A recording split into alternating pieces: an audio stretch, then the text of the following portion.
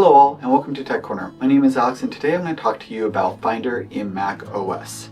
So let's go ahead and dive in. So Finder, if you come from a Windows environment, is basically the equivalent of Internet Explorer. It's where you go and access your applications, your documents, your desktop, your pictures, your downloads, anything relating to files on your Mac.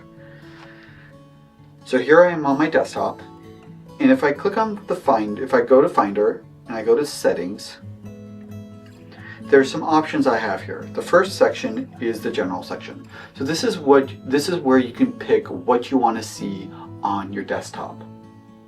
So I usually will have my hard drive, I'll have external devices, and CD and DVD drives, and iPods and iPhones enabled. If you have other computers in your home that you want to be able to connect to through your Mac, then you would want to make sure connected servers is also checked, because then you'll see those appear on your desktop. The next thing is tags. This is where you can customize tags if you want on your Mac, so then you can associate certain files with specific things. After that, we got sidebar. So this is basically, if I open up this is this section right here. And basically we're picking what we want to have under our favorites. So I usually will like to have my movies, music, pictures, and my account. You can also, for locations, you can also add other things in here as well. Like if you have iCloud, you might want to enable iCloud. You can show your whole entire hard drive.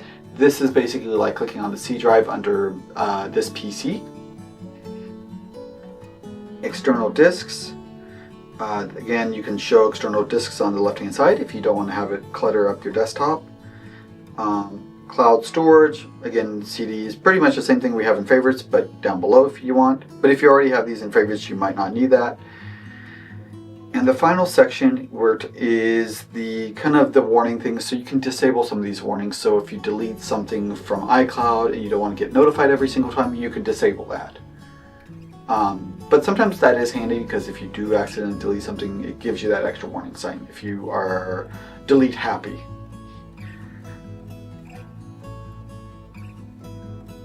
So once you've got that set up, you can also make a few other adjustments on your desktop.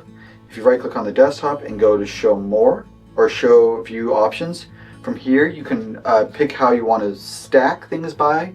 So if you want to have all your photos together and all your PDF files all together, you can kind of group it by that. And then from there you can also group it by name, alphabetical if you want, or you can do it by kind or created date or tags or size.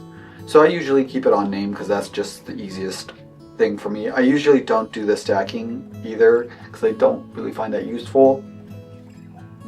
You can also adjust how big you want to have your icon be. And you can also adjust how far you want it out. I usually have it enough so I can read the text. You can adjust the text if you want to make things bigger. You can go ahead and do that. So you can go, I think, all the way up to 16, which is kind of nice. So if you want a little bit bigger font. And then you can kind of move it out or space it out however you want. You can also have it at the bottom. By default, it's usually at the bottom, but I kind of don't like that. I like it more to the right of the icon. And then you can also, if you want to disable info, you can disable info. And if you have specific show icon preview, you can, this will pretty much give you like a preview of the file, kind of like a little sneak peek of what it looks like. So if you enjoyed this video, feel free to throw a thumbs up. If you're interested in further content from this channel or want to support this channel, feel free to subscribe and click that bell notification to receive alerts when new videos are posted. Thank you so much for watching.